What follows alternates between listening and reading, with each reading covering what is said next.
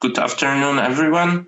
My name is Maciej Bernatt. I am an associate professor at the University of Warsaw and the director of the Center for Antitrust and Regulatory Studies at the University of Warsaw. And I have a great honor to moderate the discussion today on protectionism and nationalism in the post-COVID world. This is part of the webinar series dedicated to this topic, and today we will be looking at the national champions and merger control during COVID-19. The idea for this webinar is to discuss various aspects. We will have first an introduction by me, and then we will follow with the panel discussion, and finally we will open the floor for the questions. You are kindly asked to write your questions in the chat box, and the questions will be read and answered by our panelists. Okay, so without further ado, I would like to introduce the topic of today debate. So today we are discussing the issues of national champions and merger control during COVID-19. I think it's important to underline at the very start that this debate we will have today is not new, and the tensions between industrial policy and competition law and merger review system is something that EU competition law scholars deal with for a long time, and there are many cases in which this issue directly and indirectly arose. Here at the presentation, I am referring to the first prohibition decision, after which European Commission faced the criticism from national governments for not taking into consideration industrial policy to a sufficient extent. A similar situation happened more recently. I will discuss this in a minute. On the other hand, the issue that is known from the history is the fact that EU merger review system was sometimes viewed as a protectionist tool, one in which European firms are favored at the expense of US ones, and in particular in Bain McDonnell Douglas case, that was an issue. Finally, if we are looking from the today perspective, we need to remember that also 2019 economic crisis brought about important questions concerning the role of state in the economy, the growing role of state in the economy, and the consequences of this process for competition law and competition policy. Still, even if we can say that we have some past experiences that may be relevant, I think it is important to discuss current developments. And current developments are as follows. In particular, what reopened the discussion on industrial policy and national champions in merger review in Europe was a Siemens-Alstom prohibition decision by the European Commission. It's we will be not discussing the facts of this case. I think we all know the case quite well. However, what needs to be underlined is that the Commission, when dealing with this case, was under the heavy pressure from the national governments and firms involved. And after the decision was delivered, it faced criticism similar to the one I referred to in the past. And some call for reforms were formulated of the EU merger review regulation by France, Germany, and Poland. Also, in respect to institutional organization of the system, that was, I think, the most controversial part of this proposal that was later abandoned. But we were even discussing a potential for political oversight over Commission's decision by the Council. The most recent development is Orlen Lotto's commitment decision in 2020. Some of the commentators were taken a little bit, I would say, by surprise that contrary to the approach in Siemens Alstom, the Commission decided to issue a commitment decision. However, from the Polish perspective, I need to say that the conditions that were imposed on Orlen in these decisions are very far reaching. So they may potentially address some of the competition concerns that this transaction raised. When discussing about industrial policy, I think we need to have in mind a national context and the changes that are going on in national economies. In Europe, we can observe in some countries at least a growing role of state in the economy, also as an owner, and a growing importance of state-owned enterprises. In some countries, we observe protectionist tendencies. There is a rhetoric and actual regulatory measures that promote economic patriotism, and these processes in my view, contrary to the spirit on which EU internal market is founded. We also observe challenges concerning rule of law crisis and democratic backsliding, and this is of relevance for judicial review in competition law, and it is also of relevance for the independence of national competition authorities. Crucially, if we look at the question concerning national champions, we may ask a question whether national competition authorities are capable of providing in-depth review of mergers involving national champions. The question is also how the exemptions are used. In some countries, like Hungary, there is a quite broad use of governmental decrees under which certain mergers declared to be in public interest are taken completely outside the review of national competition authority. There is also a global context we will address during this webinar. Thanks to our guest from Hong Kong University, Angela Zhang.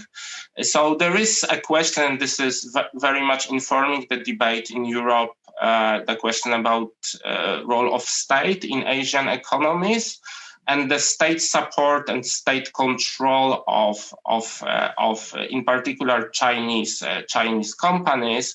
And the argument that is raised in Europe very often is that this state support may undermine a level playing field for different companies which compete on European European market. This topic is also very much related to independence of competition authorities. In particular, if we consider that some of the changes which take place in the economy increase the role of state, and the state can have a certain interest in promoting a given merger, then a competition authority may find itself in a pretty difficult position in which it has to, being itself a state representative, it needs to review that transaction that involves the interest of state and at the same time a company that has a state support or state ownership. From this perspective, if we think about such cases like Siemens, Alstom and Orlen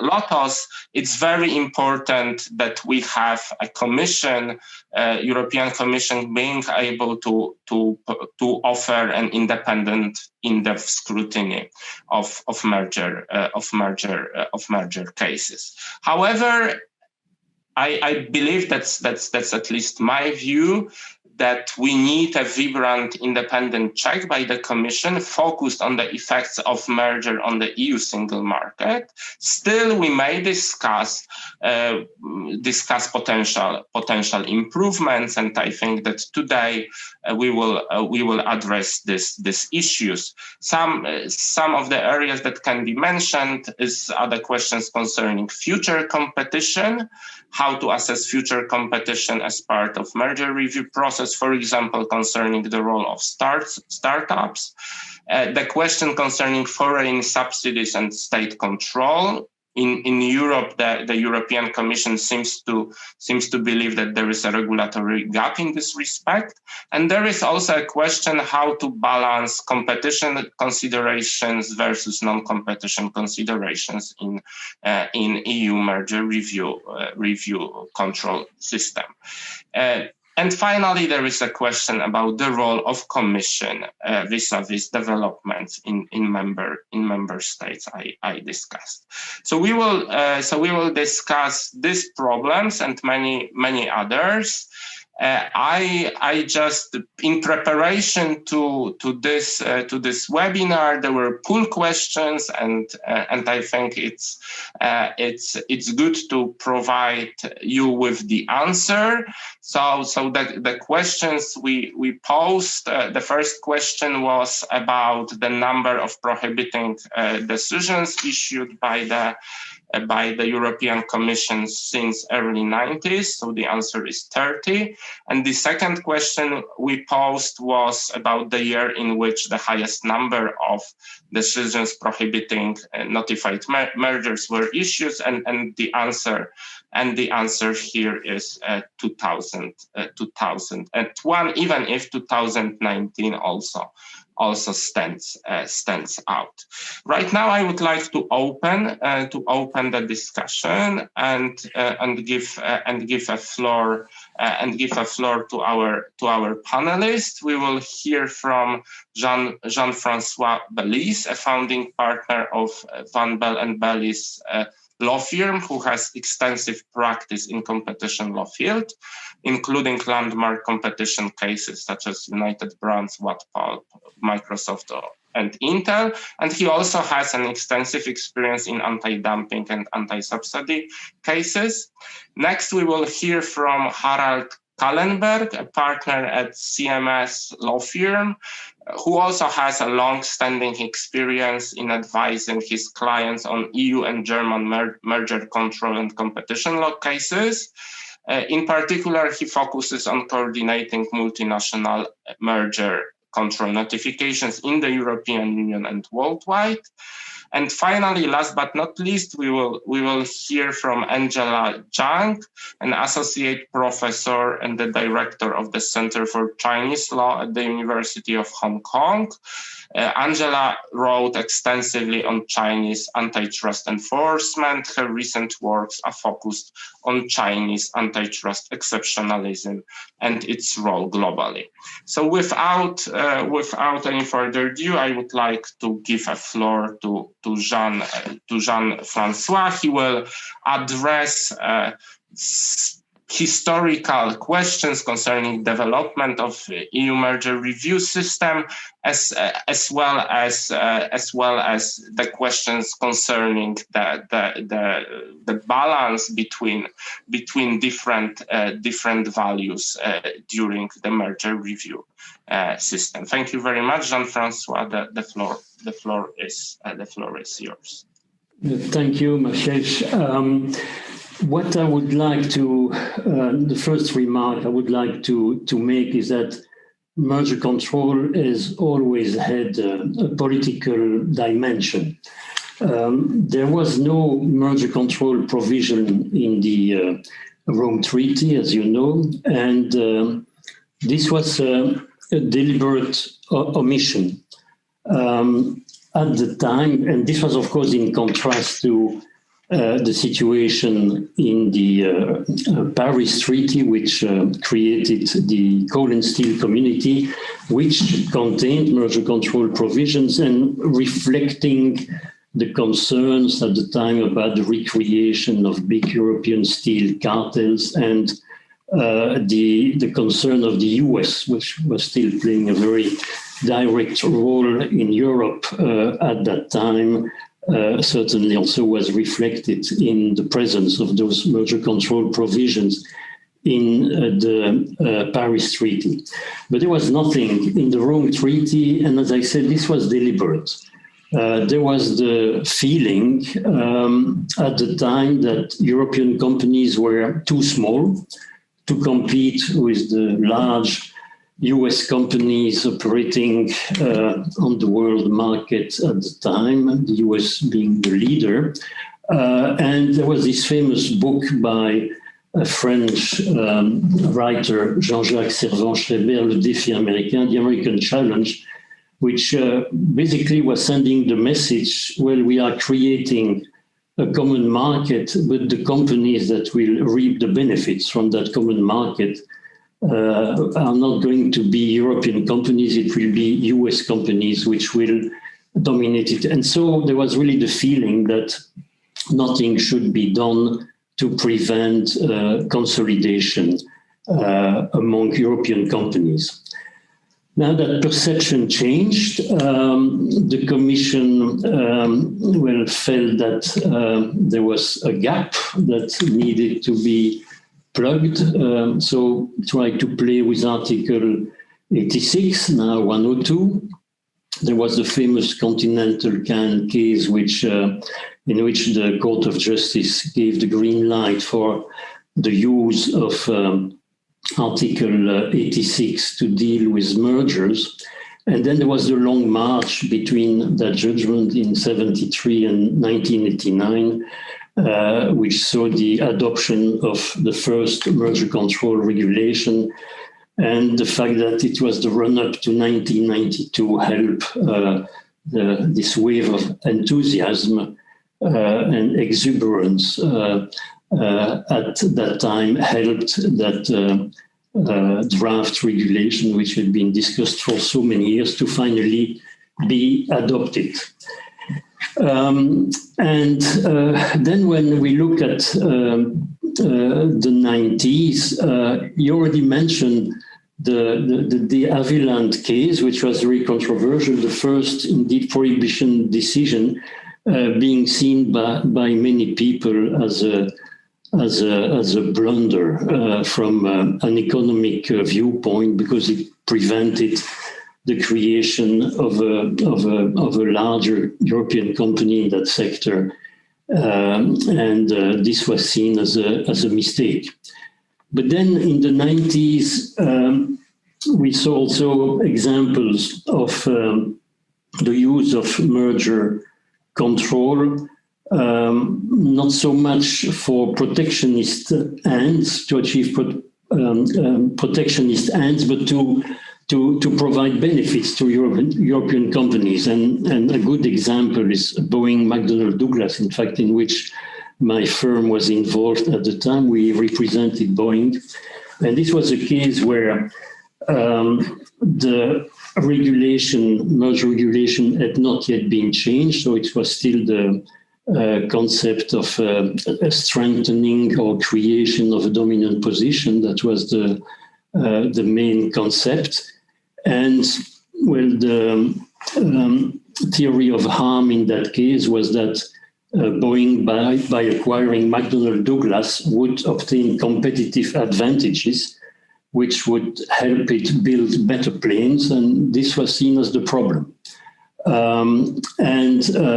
During that case, which created a lot of tension between the EU and the US, with the US Congress threatening to retaliate against Europe if the Boeing McDonnell Douglas transaction was prohibited in Europe, I heard the story that one reason why the Commission did not prohibit the merger was that Airbus, the main beneficiary of this proceeding, was not interested, in fact, in buying McDonnell Douglas, which was in a terrible shape.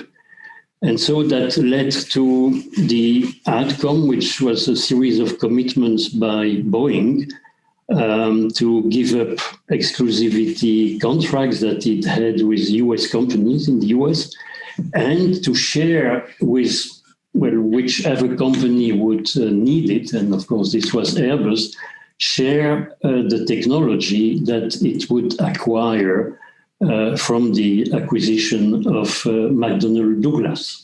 So it was a very cynical, in a sense, use of merger control to provide benefits for a European champion competing with foreign champions. Another example also of a case where there were tensions between the US and the EU was the GE Honeywell case. Also, once again, a case where a merger, which had been allowed in the US, in the case of GE Honeywell, was prohibited in Europe. In the case of Boeing McDonnell Douglas, the transaction was allowed, but with commitments. But these were two cases where transactions which were seen as not being problematic in the US were challenged in Europe. And then I would say that after GE Honeywell, there was a period where I think there have been much fewer tensions.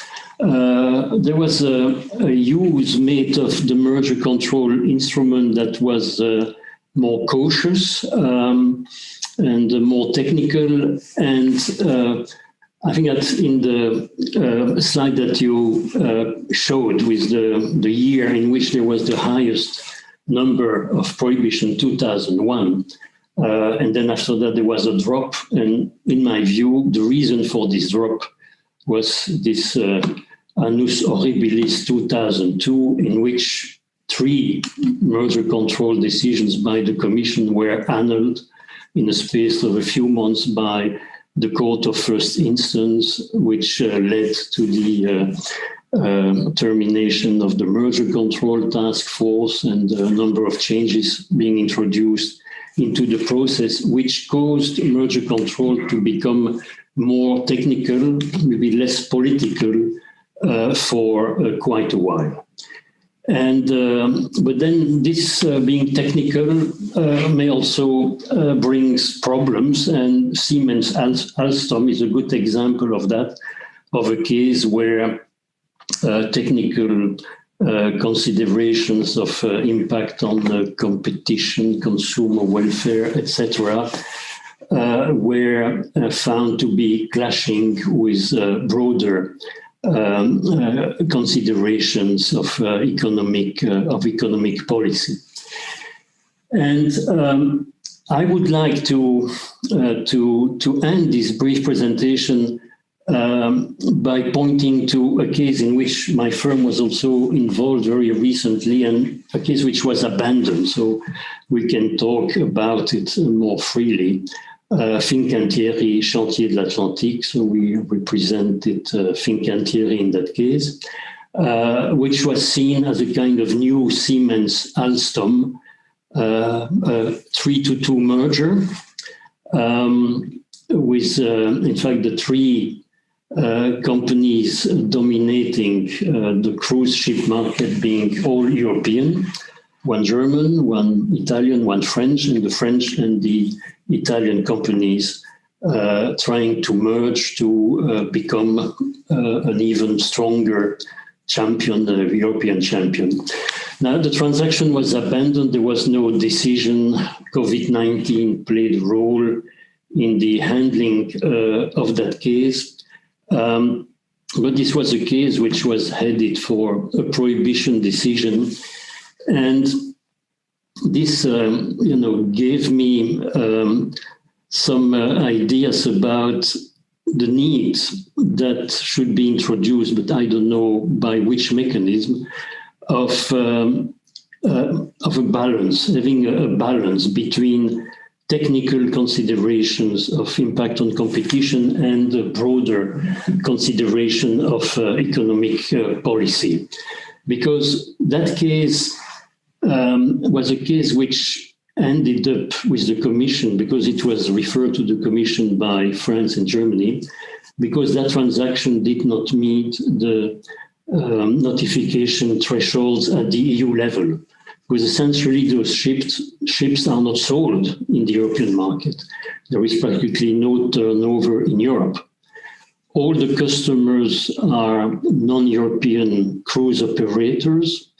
The impact on competition in Europe that the Commission could identify was the fact that there are 4 or 5 million European tourists who take a cruise on those cruise ships, so 1% of the population. And the impact of the transaction on their welfare, even if the price of the ships would have been increased by 10%, the impact on those individual consumers might have been no more than the cost of a drink at the bar during the cruise.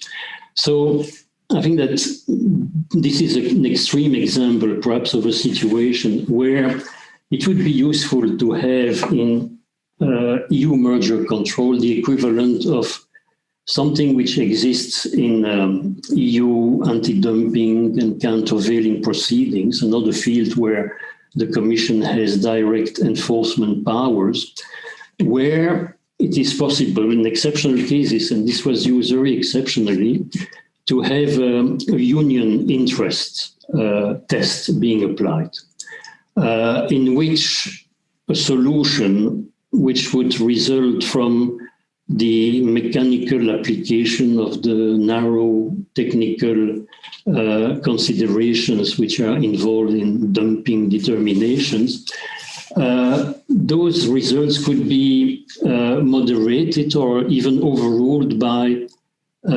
considerations of broader considerations of user interest or even of economic policy more broadly.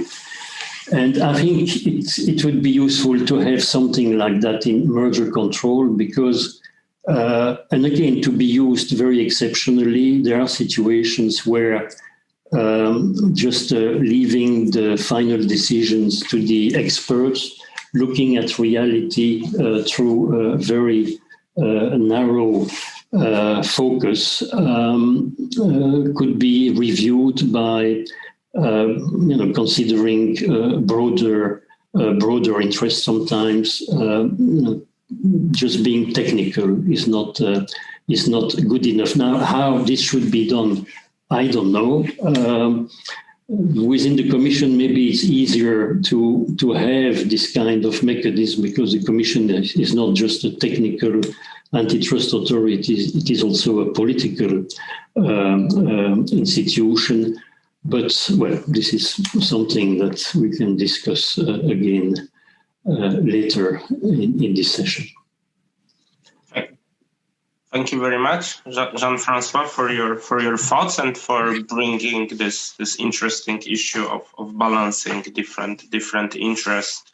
And the question is, what avenue would be a good one for doing this? Whether we would like to have European Commission doing this, DG competition, or another body. Okay, right now I would like to invite the presentation by Harald Kahlenberg. Harald will analyze the examples of conflict between merger review and industrial policy, raising the question about effectiveness of industrial policy arguments during merger proceedings. Please, Harald, the floor is yours. Please unmute yourself. Good point, thank you. So, hello to everybody. I would like to start my talk with 4 statements, which may be very basic and therefore stupid, but I think it's necessary to clarify the situation. First point is industry policy considerations are not part of the merger control assessment by the European Commission. These criteria are simply not included in Article 2 of the European Merger Regulation. In individual cases, that's the second statement, the Commission is not allowed to base its decision on industry policy arguments, and the parties should better not present policy arguments. A third statement, if industry policy considerations should play a role in merger control, then these aspects should be kept separate, best done by separate decision makers.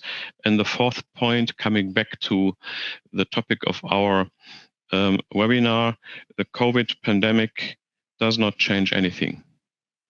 Now, when we look at the topic, national champions, the last sentence of the invitation to the webinar says that we are looking at recent cases to understand to what extent the European Commission is softening its traditional approach in the field of merger control in order to favor the establishment of European champions. This sounds like the European Commission did not accept the creation of European champions at all.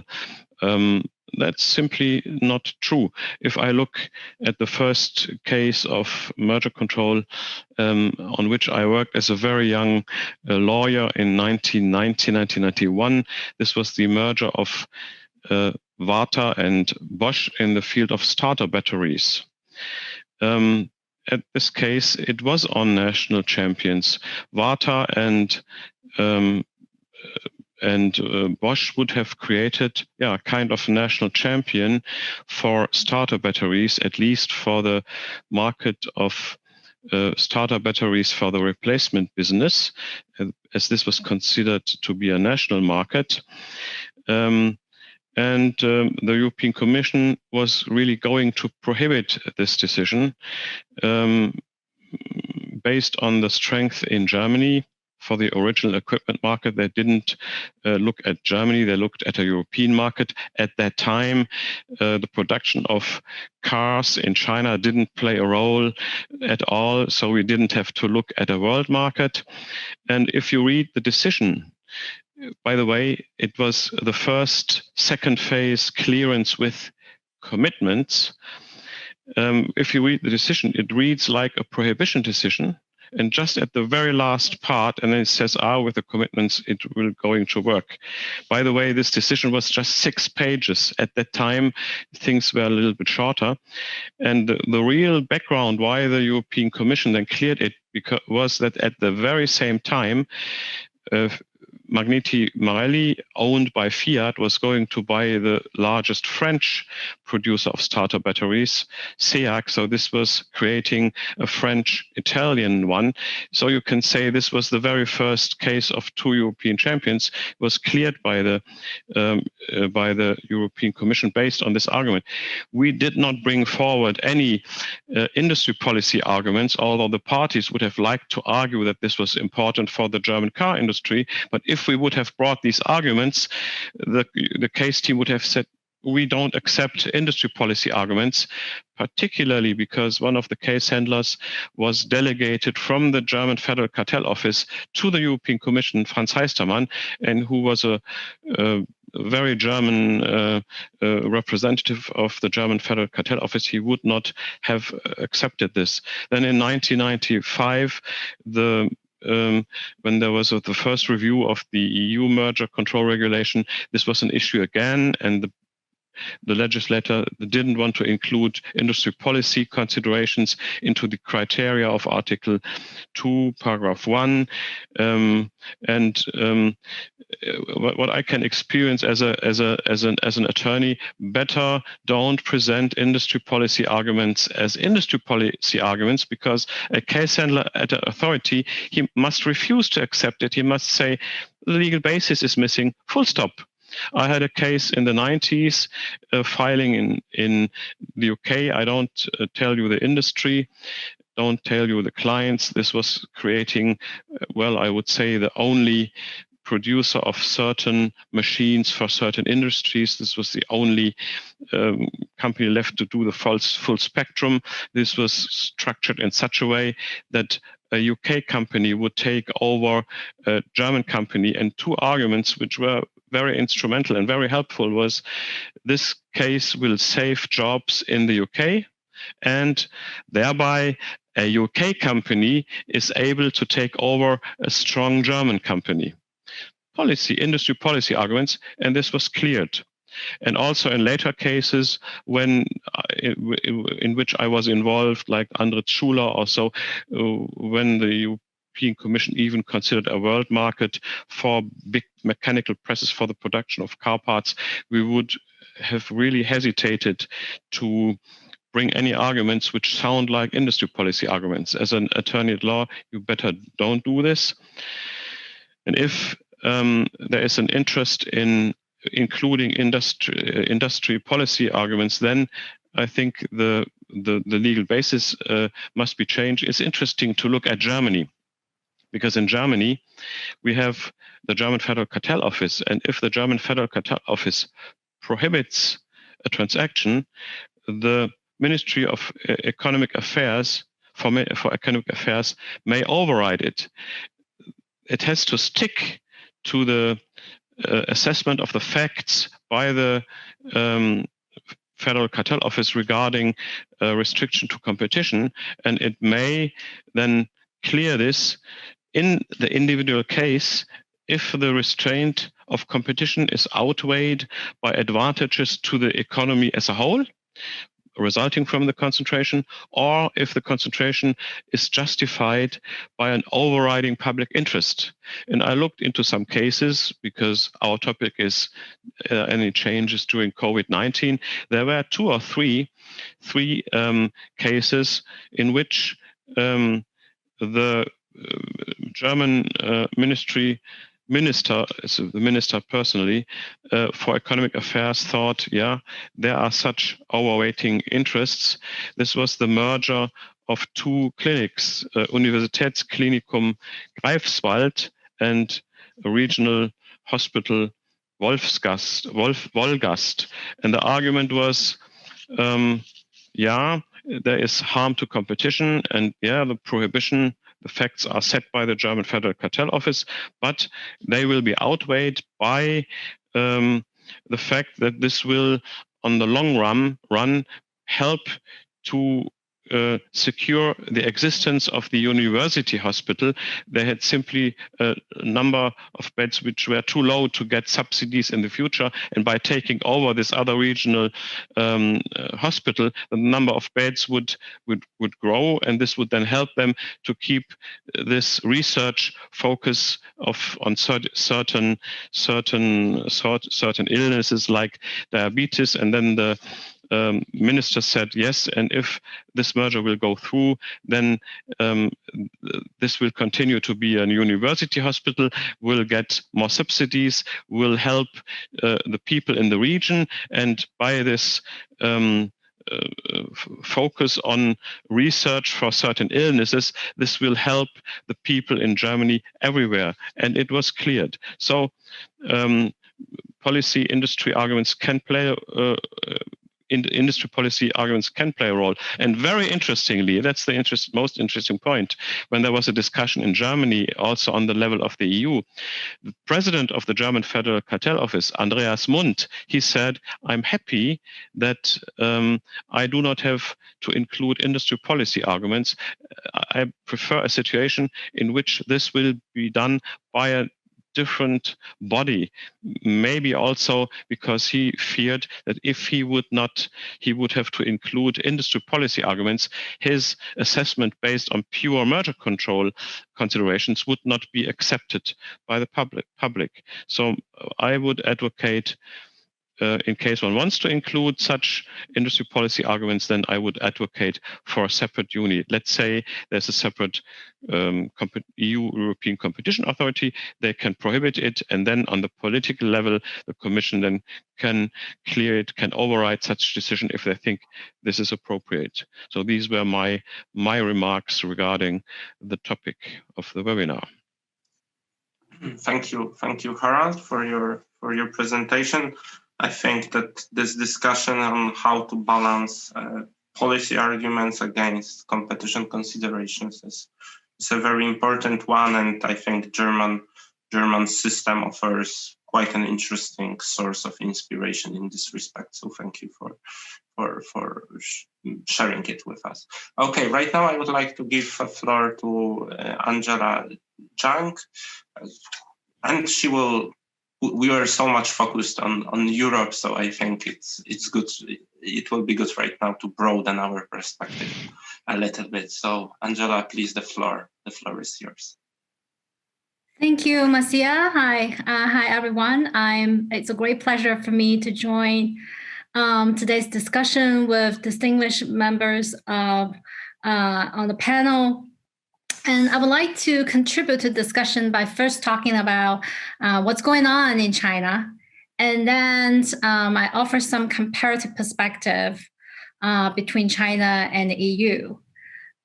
So first of all, as you all know, China used to be a planning country that plays, and even despite decades of economic reform, the state still play a very important role in the economy. So you often heard people talk about state capitalisms in China.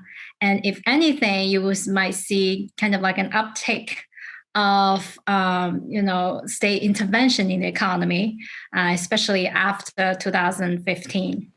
And in China, there are also government departments that actively promote industrial policy. And these government departments are also very powerful departments, like when we're talking about the National Development Reform Commission, the NDRC, as well as the Ministry of Industry and Information Technology. So, and these departments will have a very strong bureaucratic interest to promote industrial policy. Now, as our panelists and Maciej's presentation has pointed out, there's always a possibility that industrial policy could be in tensions with the merger policy. And China does have an anti-monopoly law, which we adopted in 2007 and became effective in 2008. And since the law was implemented, there have been quite a number of large merger transactions between centrally owned state-owned firms. And as you know, the state still control a very large part of the economy, much, much larger than the scale in Europe. And one very prominent example, which is very similar to the Siemens and Alstom case that was heavily debated in Europe, was the merger between two rolling stock companies. We call CNR and CSR. Okay, and these two companies merged in 2015 upon the promotion, the urge from the various government departments. And it was a 2-to-1 merger. So essentially, they became a monopoly in China. Well, the reason why the government urged this marriage was precisely because these two firms, even though they're both state-owned firms, they're both essentially state-owned firms, they compete very fiercely with each other.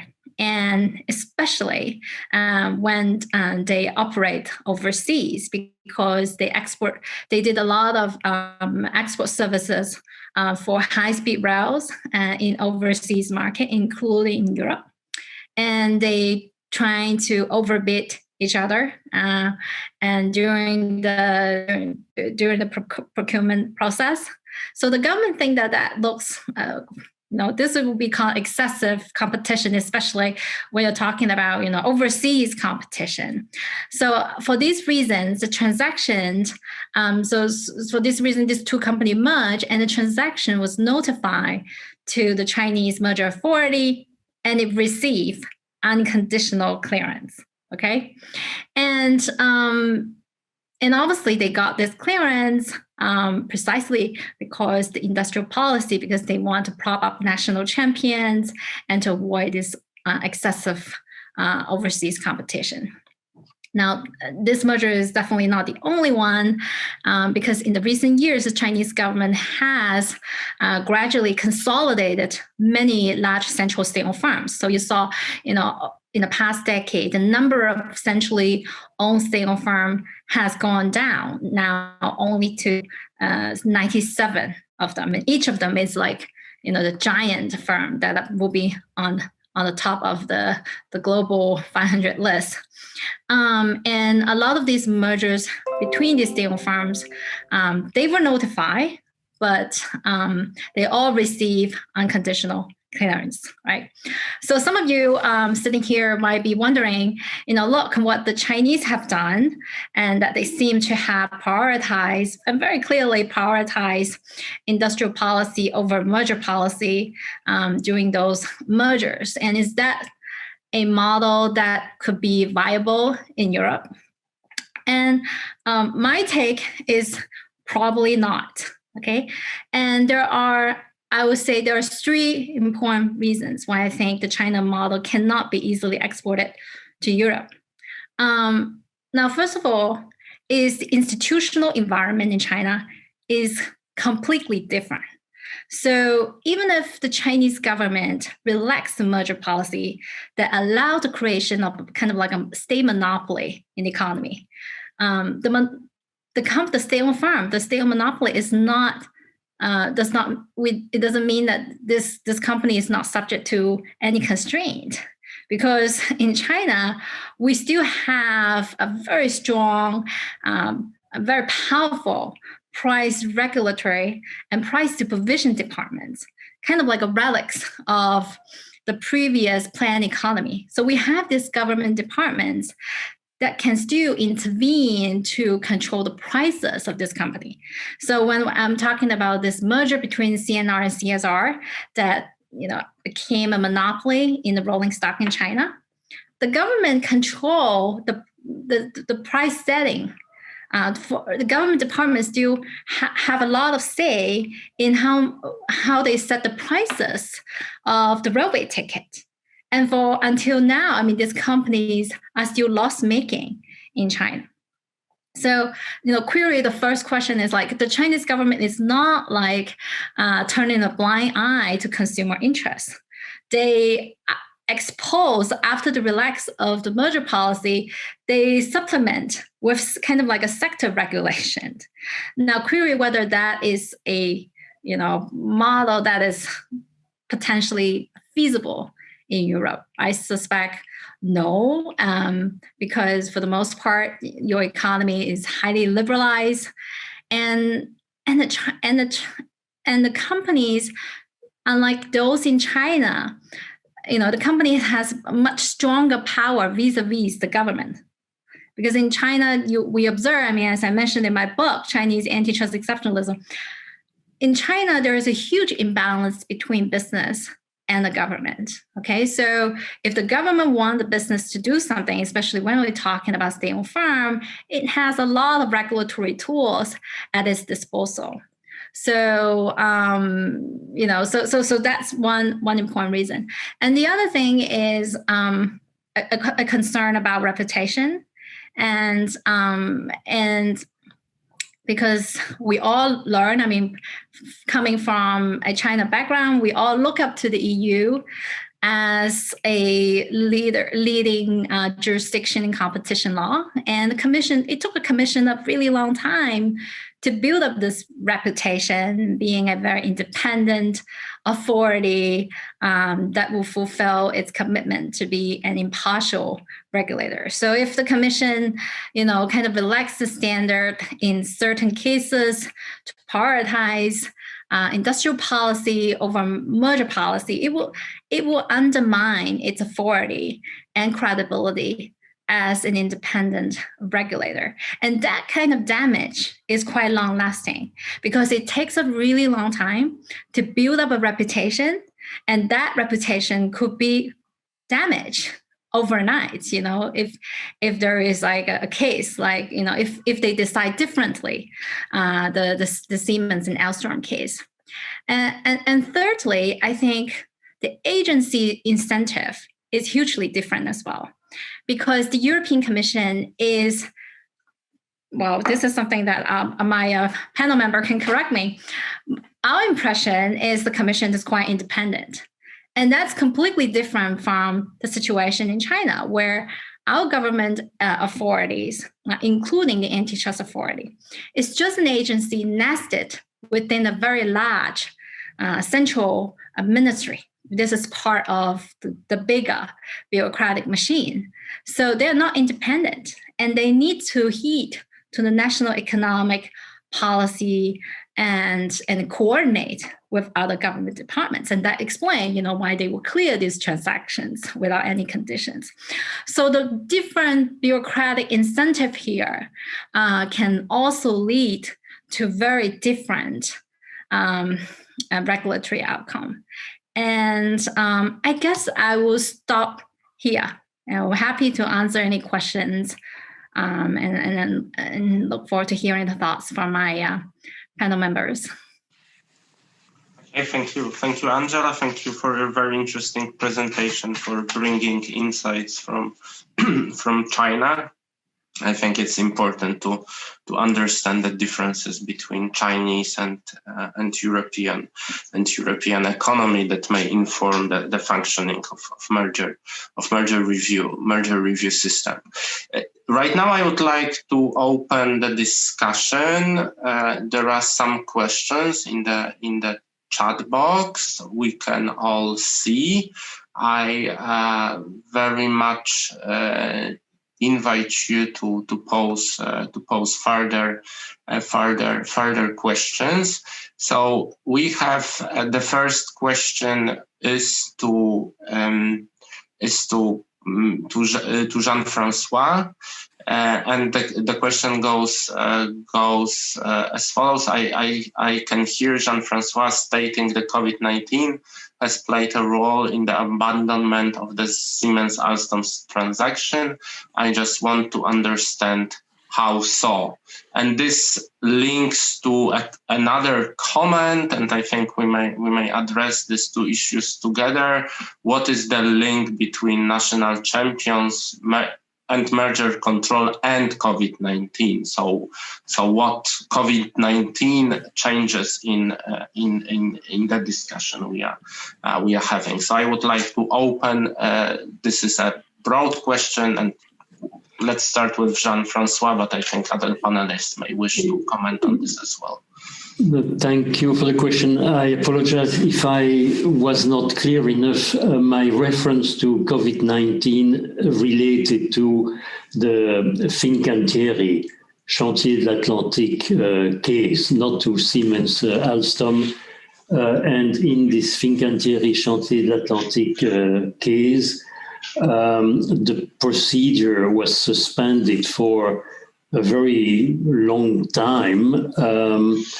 And in fact was never resumed because COVID-19 completely changed the perspective on concerning the market, which was affected by that transaction, which is the cruise market. And with COVID-19, that market just disappeared overnight.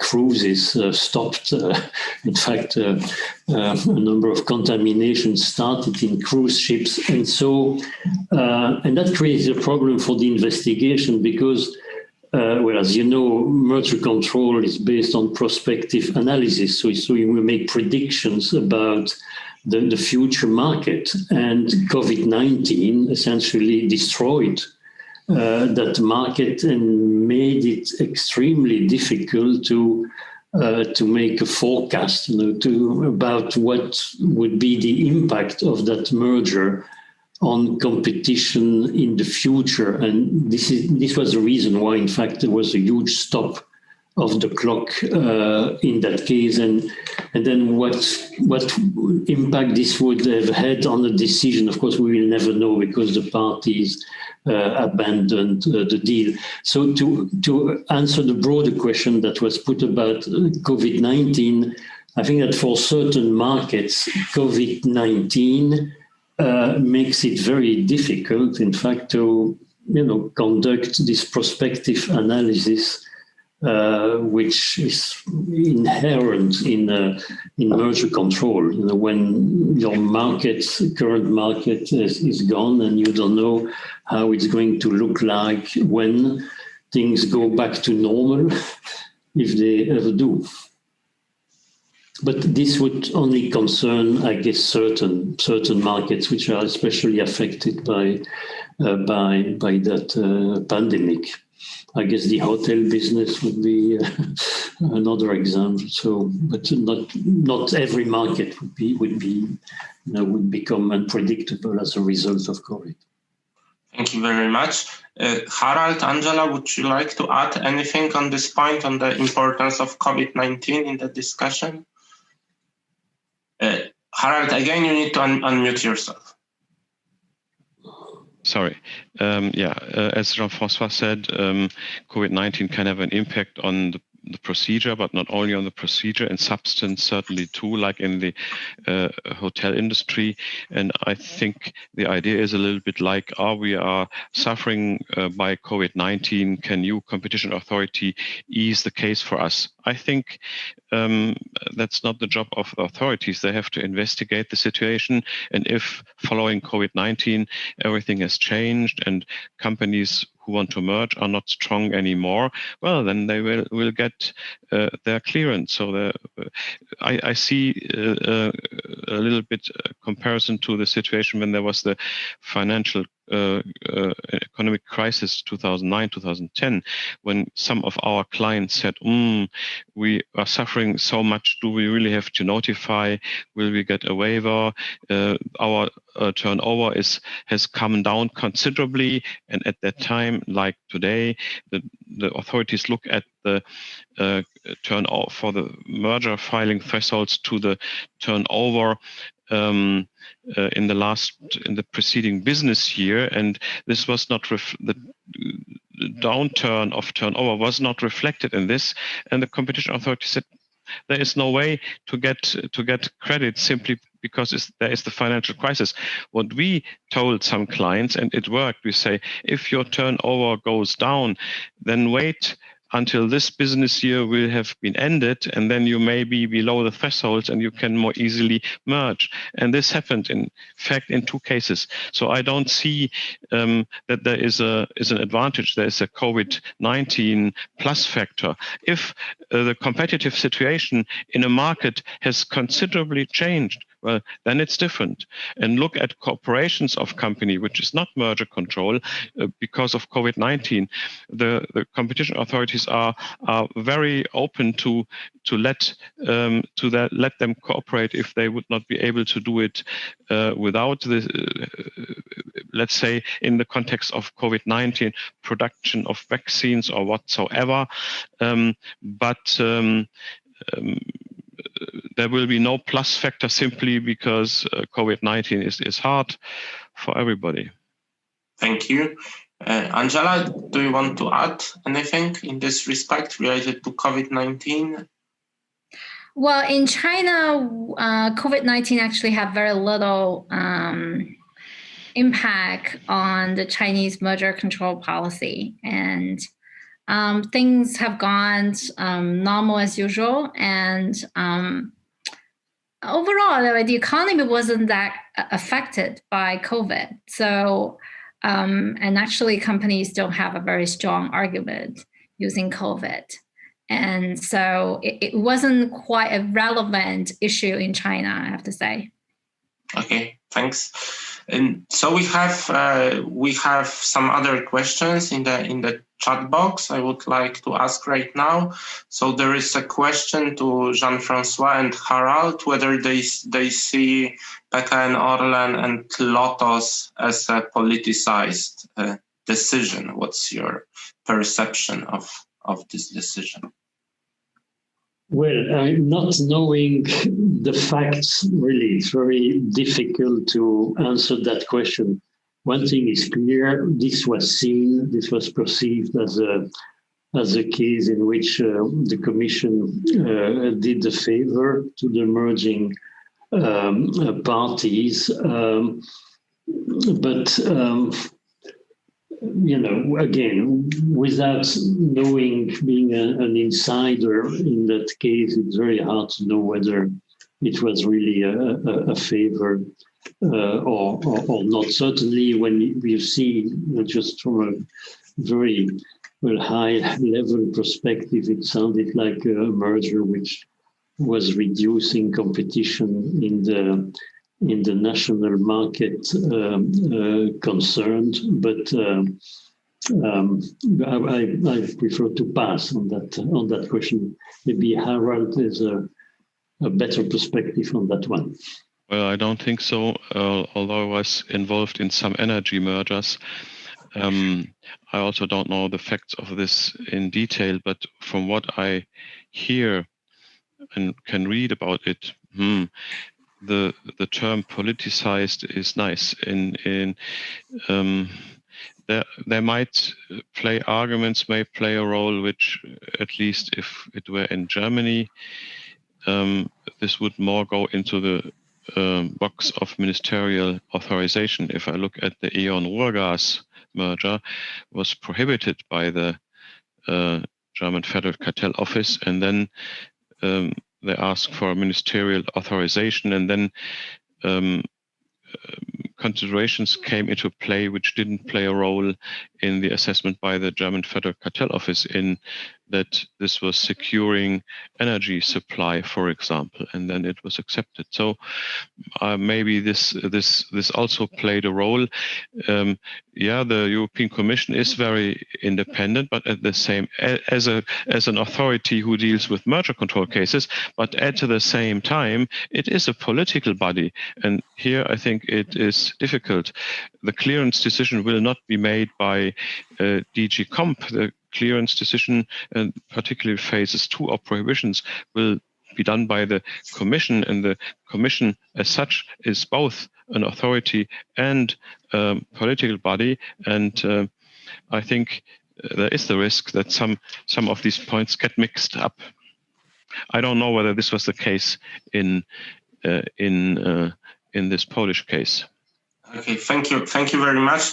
Maybe I would just add to this question a Polish perspective. So I think we need to underline that the conditions are going quite far, and there is lots of assets of Lotos that need to be sold at the very end. So some of the commentators see it even as a sort of hidden privatization case, because Polish government, in order to agree to receive PKN Orlen, in order to receive a consent in this case, actually had to agree to sell a lot of assets of Lotos to a new player. So the question is who the new player on Polish market will be, and from where will it come, and how this decision will be implemented. So it's very much also about how the market will look like after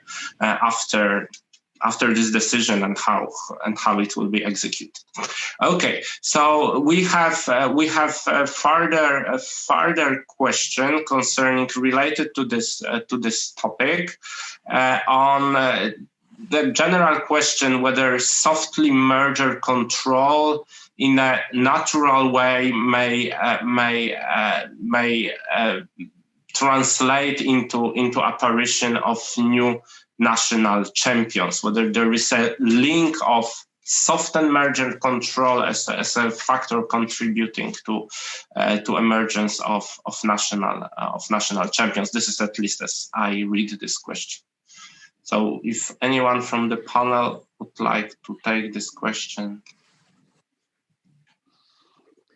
Well, just a few words on this. Yes, if there is, now I'm thinking about cases like in the past, like Volvo Scania. So the creation of a Scandinavian champion being essentially stopped by the Commission intervention. So we see that in the past, there have been situations where the Commission intervened to prevent the creation of a national champion. In the case of Volvo Scania, finally, where there was a deal involving Renault, so which presented a more pan-European aspect. So I think that, yes, in the past, the Commission has tried to prevent mergers which would create a purely national champion, and has tried to favor solutions which would involve more pan-European cooperation. But I don't think that is really the current issue. The current issue is whether what the Commission is doing is preventing the creation of European champions able to better compete on the world market. So it's no longer a question of national champions, it's about European champions. So which then makes it a very European debate. So what should you favor? Competition for the sake of competition, or you look at the broader policy considerations? Yeah, I agree. It's not about accepting creating national champions. It's just a label. It depends on which markets the parties are active on, how the markets are defined, particularly in geographic terms. And if it's a world market, why shouldn't the parties allowed to create large groups who are able to compete on a worldwide level? And then I don't see this as a industry policy consideration, but mere merger control consideration. And the parties have to show that there is tough competition, and this competition will increase by the merger, and then there is no problem. Okay, thank you very much. So maybe right now this is related to some of the discussion we have on the chat box, and also to presentation by Angela. I would like to ask your opinion on whether foreign state subsidies. The fact that, let's say, a Chinese firm receive a state subsidy should be somehow taken into consideration as part of the merger review process. There is a policy proposal by the European Commission for a different screening mechanism in this respect. But the question is whether you believe that this is the factor that should play a role in the assessment of mergers under the merger regulation. And yes, I think it shall play a role. It plays a role already. It's about financial power, full stop. When we looked at the Andritz-Schuler merger, which went through very easily, this was very much on the machine tool industry, and I don't know which state plan it was. Was it the 15th 5 years plan of China with a clear intention to put a lot of billions of euro into acquiring machine tool manufacturers from all over the world, and that was a strong argument. This was a financial power argument, and this was included in the assessment already. Oh, and if state aid helps, and this has an effect on the market and strengthens the position of Chinese companies. I mean, look at China. They are buying a lot of some companies in Europe, and whenever there is a Chinese bidder, the price goes up considerably because Chinese companies, sometimes state-owned, are able and willing to pay to get German and manufacturers with a high reputation on the market. So it plays a role already. Well, personally, I have some reservations about, considering subsidization in merger control. I mean, I can see an interest in having foreign direct investment control based on security considerations, strategical considerations. So totally divorced from merger control, antitrust. But when it comes to subsidies, I'm personally very curious to see what is going to come out of this paper that the Commission produced on foreign subsidization. What it is trying to do is to achieve a kind of level playing field, so making sure that the very tough system of state aid that we have in Europe concerns not only domestic companies but also non-European companies. And of course, you have those examples, football clubs in Spain being subsidized by a local Spanish authority, and the Commission intervenes. But Qatar buys Paris Saint-Germain and subsidizes it without any limit, and that's okay because it's subsidies given by a foreign state. So I can understand that our tough regime of state aid control is creating distortions inside the European market. But I'm very skeptical about how this could be handled outside the existing framework of WTO rules and trade policy instruments. I'm very skeptical, but we'll see. Thank you. Angela, do you have any view on that? I very much echo Jean-François's comments on the white paper. When you were talking about subsidies of companies, many firms, not only state-owned firms, but also private firms and also foreign firms receive quite a lot of subsidies from the Chinese government, right? Think about Tesla, one of the largest factory in China, receive tremendous amount of subsidies from the Chinese government. German car manufacturers who partner with Chinese state-owned firms to make cars in China, they also receive subsidies. So it's a query, how the Commission and what criteria the Commission can really evaluate the type of subsidies that these firms receive. And those subsidies could be formal and it could also be informal. And so, it will create tremendous problem of enforcing against that. And given the fact that a lot of Chinese firms, not just state-owned firms, receive significant amount of subsidies, right? I mean, does it mean that Mercedes and Tesla would also be treated differently in the EU market because they receive subsidies from the Chinese government? And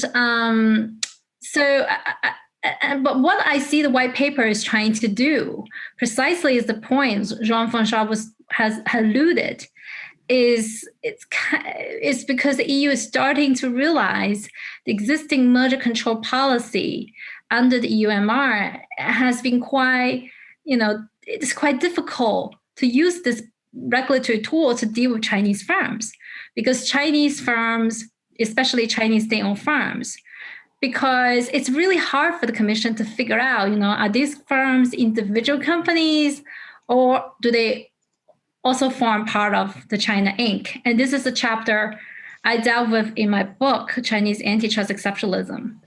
And the Commission has dealt with many of these cases involving Chinese firms' acquisitions in Europe. And I found it very hard to deal with the Chinese firms. And it wasn't until very recently they make a case involving a Chinese nuclear power company's merger with EDF that they declare that it will see all the Chinese firms in the energy sector as one single entity. And that case generated huge debate.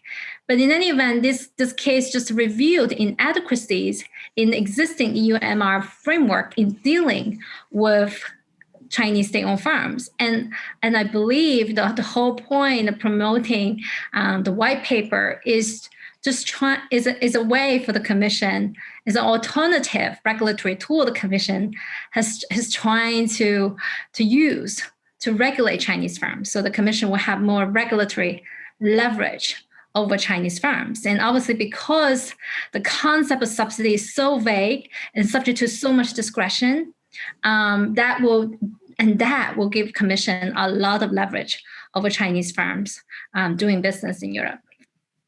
Okay, thank you very much. So I think we are close to an end. There were questions in the chat box, so just if you have anything to comment, maybe on remedies in Siemens Alstom case, if you have any thoughts on that, as a very last issue to address, if you feel in the position to comment on this. Harald, Mike. The microphone. Sorry. There were two questions regarding Siemens Alstom. I think the parties and the European Commission had completely different views on who has to be blamed. Certainly will the parties have brought forward all arguments for competition and for efficiencies, and they brought forward proposals for commitments, but the European Commission simply thought it's not enough. And should the Commission play a more active role? Why not? Okay, thanks. Jean-François, you want to take this, or? Well, again, I've followed that case as a spectator. Well, I remember one comment that a Commission official made to me in the conversation about the case, where he said that within the Commission there was the perception that if the issue was competing on the world market more effectively, there would have been other ways of achieving this. I don't know whether it was a kind of export joint venture just for export projects or something like that, which would not have involved elimination of competition in the domestic market in Europe. But well, so I don't know whether really this would have been the solution and whether this was something that was of interest to the parties, or whether what they wanted was really kind of more integrated organization, which then would necessarily have eliminated competition in Europe. And so that's what the Commission could not accept. But again, not being an insider, it's always very hard to give a sound advice on something that turned out to be a failure.